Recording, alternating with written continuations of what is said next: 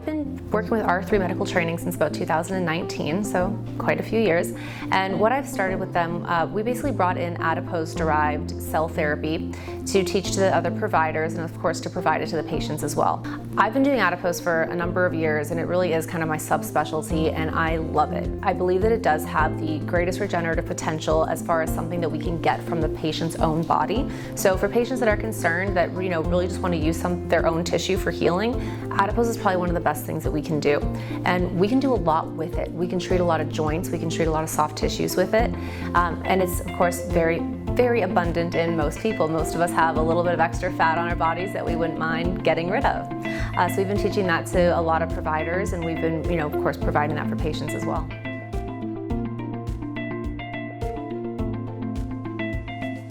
The general way that I look at it is that we have to make a person a really great host for healing to happen. So if you're coming to see me and saying your main concern is knee pain or shoulder pain, well, I want to make sure that you are as healthy as you can possibly be so that yes, your body can heal that shoulder or that knee, because that's ultimately what regenerative medicine is doing. We're not putting a Band-Aid on things. We're not just, telling the symptoms to go away. We're actually trying to tell your body to heal, and you have to be able to give it the conditions and the ingredients for it to do that very well.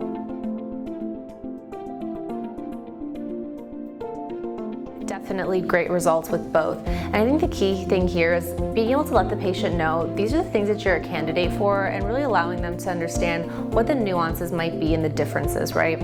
I do find that with adipose, because of something that we're taking from your own body in a surgical procedure, we kind of have an open end as far as how much we can use, right? So we can treat multiple areas, especially if you're somebody that has a lot of concerns, while still being really quite cost effective versus purchasing the individual products that can sometimes, become a little more expensive for treating a lot of areas.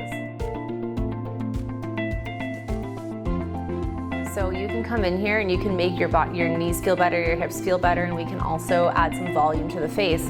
A lot of the time people exhibit aging on their face because it's simply the adipose tissue that you have naturally occurring just going away over time. We just see that drop in the tissue, the drop in the collagen production. By putting the fat back in there, one, you're getting the stem cell-based regeneration, but we're actually just giving your body back the fat that it needs to look nice and plump and lovely. There's a couple main differences between a hyaluronic acid filler versus using adipose. One being the hyaluronic acid fillers, of course you're going to get the really great immediate result and you can really build that over time, but a lot of times you can get a look that can be somewhat unnatural. I can't tell you the number of patients that have come into my office and say, well, do my lips so I don't want to look like a duck. We're going to get the really natural look with using your own fat, and it's going to feel very natural too.